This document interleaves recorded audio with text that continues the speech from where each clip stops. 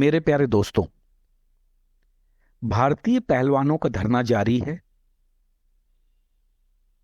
लेकिन इस प्रकार के धरनों पर मोदी सरकार और विशेषकर भारतीय प्रधानमंत्री नरेंद्र मोदी की जो अक्षमता है, उसके ऊपर अब सवाल उठने चालू हो गए हैं। दोस्तों, आमतौर पर प्रधानमंत्री नरेंद्र मोदी की जो छवि थी वो एक सख्त और तेज तर्रार प्रशासक के रूप में थी। लेकिन 2014 में उनके सरकार संभालने के बाद से पिछले जो कई आंदोलन हुए, उन आंदोलनों के लंबे खिंचने के बाद सरकार समर्थक लोगों के मन में भी ये सवाल उठना शुरू हो गया है कि क्या नरेंद्र मोदी इस प्रकार की क्राइसिस को हैंडल करने में सक्षम हैं या नहीं हैं। कारण साफ है। आप याद करिए, सरकार बनने के बाद ही कुछ दिनों के बाद इनटॉलरेंस के नाम पर काफी बखेड़ा खड़ा किया गया। लोगों ने अवार्ड वापसी का कार्यक्रम चालू किया। ये वो लोग थे कि जिनको कांग्रेस शासनकाल में उपकृत किया गया था, बड़े बड़े अवार्ड दिए गए थे। लेकिन इस प्रकार के जो आंदोलन थे या इस प्रकार के जो प्रोग्राम थे, उनको भी हैंडल करने में मोदी सरकार ने कोई तत्परता नहीं दिखाई और ये बहुत लंबे समय तक खिंचता रहा। सरकार की काफी बदनामी हुई, किरकिरी हुई। बाद में किसी तरीके से ये आंदोलन स्वतः शांत हो गया। इसके बाद सबसे बड़ा आंदोलन चालू हुआ दिल्ली में, वो था शाहीन बाग का आंदोलन, जो कि बहुत लंबा खिंचा। आपको याद होगा कि एक मुख्य सड़क को घेर कर जो है आंदोलनकारी सड़क पर बैठ गए और विदेशी फंडिंग के द्वारा चलने वाले आंदोलन बहुत लंबा खिंचा। लेकिन फिर भी मोदी ने इस आंदोलन को खत्म करने में कोई रुचि नहीं दिखाई और काफी बदनामी, परेशानी, किरकिरी के बाद जब आंदोलन जीवी ही परेशान हो गए, तब किसी तरीके से इस आंदोलन का पटाक्षेप किया गया। इसके बाद आया किसान आंदोलन, जो कि पंजाब चुनाव से पहले शुरू किया गया था। उसको भी हैंडल करने में मोदी सरकार नाकाम रही, जिसका अंत लाल किले पर खालिस्तानी झंडा फहराने के बाद हुआ। बहुत किरकिरी हुई, बहुत बदनामी हुई और सबसे बड़ी बदनामी तो ये रही कि बाद में नरेंद्र मोदी ने नेशनल टीवी पर आकर उन किसानों से माफी मांग ली और साथ ही साथ जिन कानूनों की वजह से ये आंदोलन शुरू हुआ था, उन कानूनों को भी वापस लेने की घोषणा कर दी। इससे किसानों के और हौसले, आंदोलन जीवियों के और हौसले बुलंद हुए। राकेश टिकैत, जो कि एक बाजी हार चुके थे इस किसान आंदोलन में, ये इन किसान कानून को वापस लेने से उनकी जीत हुई और वो किसान आंदोलन के एक विजेता के रूप में उभर कर आए। इसके बाद ये लेटेस्ट पहलवानों का आंदोलन हुआ, जिसकी की शुरुआत जनवरी में हुई थी, जब देश के प्रमुख पहलवान विनेश फोगाट, साक्षी मलिक और बजरंग पुनिया, जो इन्होंने जंतर मंतर पहुंचकर WFI के जो अध्यक्ष थे ब्रजभूषण शरण सिंह, उनके ऊपर कई गंभीर आरोप लगाए और उनके खिलाफ आवाज उठाई।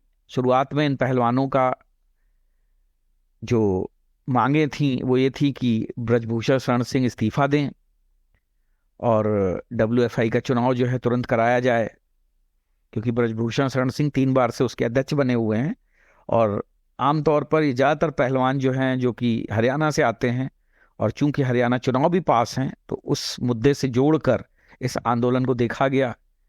खैर, किसी तरीके से अनुराग ठाकुर ने जाकर इन लोगों को समझा बुझा के उस समय तो वहाँ जंतर मंतर से उठा दिया।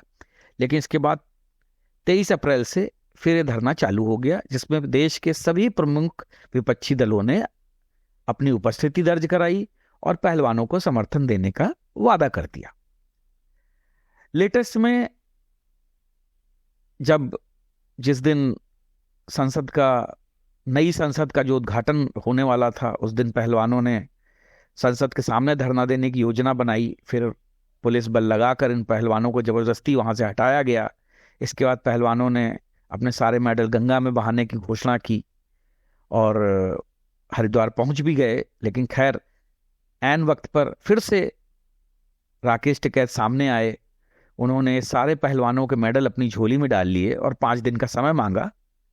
और अभी लेटेस्ट ये खबर आ रही कि उन्होंने 9 जून का अल्टीमेटम दिया है कि अगर सरकार ने ब्रजभूषण शरण सिंह को गिरफ्तार नहीं किया तो फिर ये आंदोलन देशव्यापी रूप से चलाया जाएगा। और इसके लिए वो हर जाट बाहुल्य क्षेत्र में जाकर खाप पंचायतों को इकट्ठा कर रहे हैं और इस आंदोलन की रूपरेखा बना रहे हैं। लेकिन सवाल फिर से वही उठता है कि आखिर नरेंद्र मोदी इतने कमजोर क्यों हैं? वो क्यों कोई डायरेक्ट एक्शन लेने से बच रहे हैं? कैसे मोदी शासन में इस प्रकार के छोटे मोटे आंदोलन या बिना बात के आंदोलन आगे बढ़ रहे हैं? मोदी की जो सख्त प्रशासक वाली छवि थी वो सब तार तार हो चुकी है। मोदी किसी भी बात पर एक्शन क्यों नहीं लेना चाहते हैं? दोस्तों, हम अपने प्रधानमंत्री से ये उम्मीद रखते हैं कि मुद्दा चाहे छोटा हो चाहे बड़ा, उनको इस प्रकार के किसी भी जो निगेटिविटी है उसको पलने या पनपने नहीं देना चाहिए। क्योंकि इस प्रकार के निगेटिविटी फैलने से सरकार की बदनामी होती है, लोगों के मन में रोष जागता है। आप याद करिए, शाहीन बाग का आंदोलन लंबा खिंचा। लोगों ने कहा है मोदी का मास्टर स्ट्रोक है, इससे आम आदमी पार्टी चुनाव हार जाएगी। लेकिन क्या हुआ? आम आदमी पार्टी लोगों को ये समझाने में सफल रही कि मोदी एक अक्षम प्रधानमंत्री हैं, उनसे कुछ भी कंट्रोल नहीं होता। दंगे फसाद होने के बावजूद आम आदमी पार्टी चुनाव जीती। यही कर्नाटक चुनाव में हुआ। आंदोलन पहलवानों का आगे बढ़ता रहा। लोगों ने कहा कि आंदोलन की वजह से जो है विरोधियों का जो है जो लोगों की घृणा बढ़ेगी और विरोधियों को वोट नहीं मिलेगा। लेकिन वोट मिले, भारतीय जनता पार्टी वहां से साफ हो गई। और दोस्तों, इतिहास गवाह है। आप इंदिरा गांधी को देखिए। आपको याद है करपात्री जी महाराज के जो नेतृत्व में एक साधुओं का आंदोलन हुआ था। इंदिरा गांधी ने गोलियां चलवा दी थी, सैकड़ों साधु मारे गए थे। लेकिन इंदिरा गांधी की छवि पे कोई असर नहीं पड़ा। लोगों ने कहा कि नहीं, इन्होंने आयरन हैंड के साथ इसको हैंडल किया है। आप याद कीजिए, वकीलों का आंदोलन हुआ था जब किरण बेदी ने वकीलों पे जो है लाठियां चलवाई थी दिल्ली में। बड़ी सख्ती से इस आंदोलन को कुचल दिया गया था। किसी ने भी इसको बुरा नहीं कहा। किरण बेदी भी हीरोइन बन गई और साथ ही साथ इंदिरा गांधी के सख्त प्रशासन की जो है तारीफ हुई। यहां तक कि अभी यूपीए सरकार में आप देखिए, जब बाबा रामदेव ने आंदोलन करने की कोशिश की तो रातों रात आंदोलनकारियों को खदेड़ दिया गया और यहां तक कि बाबा रामदेव को सलवार पहन के भागना पड़ा। तो मुझे समझ में नहीं आता है कि मोदी इन सारी चीजों को इतने हल्के ढंग से क्यों ले रहे हैं। क्यों वो अपनी छवि चमकाने के चक्कर में सख्त निर्णय लेने से बच रहे हैं? क्यों मोदी ये दिखाना चाहते हैं कि भारतीय जनता पार्टी में उनके सिवा और कोई निर्णय नहीं ले सकता? या कहीं ऐसा तो नहीं है कि मोदी अपने उत्तराधिकारी के लिए ये गड्ढे खोद रहे हों ताकि आने वाले समय में वो भी अगर कोई सख्त निर्णय लेता है तो उसकी बदनामी हो और लोग फिर उससे मोदी की तुलना करें? जैसे कि आज भी लोग अटल बिहारी वाजपेयी से मोदी की तुलना करते हैं। अटल बिहारी वाजपेयी द्वारा कहा गया वो राजधर्म निभाने की बात का गोधरा और कांड से जिक्र करके जो है मोदी को नीचा दिखाते हैं। तो मुझे लगता है मोदी को अब ये कायरता छोड़नी चाहिए। सरकार रहे ना रहे, लेकिन आपकी एक जो छवि है, इतिहास में आपका नाम एक सख्त प्रशासक के रूप में दर्ज होना चाहिए। जनता आपसे हर मुद्दे पर त्वरित निर्णय की अपेक्षा करती है।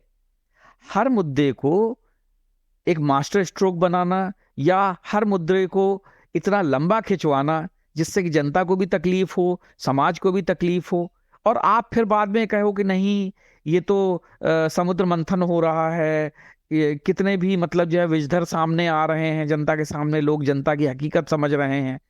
ऐसा नहीं है। जनता भले हकीकत समझ रही है लेकिन जनता भी ऊब जाती है आपकी अकर्मण्यता से। इसलिए निर्णय लीजिए, जो भी करना है तुरंत करिए। ये आंदोलन इतनी बड़ी मुद्दे वाली बात नहीं थी।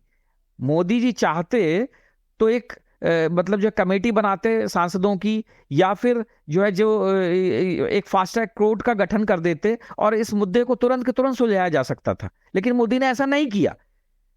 और ये बात मोदी पे इसलिए उठाई जा रही है क्योंकि आप झंडा फहराने से लेके ट्रेन को झंडी दिखाने तक सारा कार्य स्वयं कर रहे हो, तो इसलिए जनता भी आपसे अपेक्षा रखती है। तो मुझे लगता है कि मोदी को अपनी छवि चमकाने से ज्यादा अब निर्णय लेने पर ध्यान केंद्रित करना चाहिए। आप कितने अच्छे या कितने दयावान हो इससे कोई फर्क नहीं पड़ता, लेकिन अगर आप सही समय पर सही निर्णय नहीं ले सकते हैं तो आप एक अक्षम प्रशासक कहलाए जाएंगे। आप चुनाव जीतने भर की मशीन बन के मत रह जाइए। आप जनता के लिए, देश के लिए, समाज के लिए सख्त निर्णय लीजिए। जो भी इस समय घटनाएं घटित हो रही हैं, जनता उस पर मोदी से त्वरित निर्णय की अपेक्षा करती है।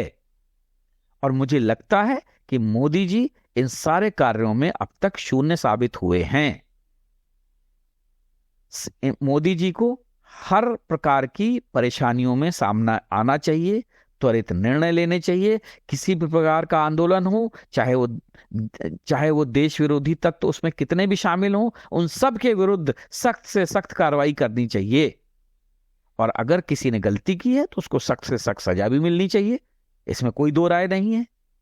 तो मुझे लगता है कि निर्णय लेने के मामले में मोदी जी एक अक्षम प्रशासक सिद्ध हुए हैं। और मोदी जी को अगर अपनी छवि बदलनी है तो ये ट्रेनों को झंडी दिखाने या भाषण देने या मन की बात कहने के अलावा सही समय पर सही निर्णय की लेने की भी क्षमता अपने आप में डेवलप करें।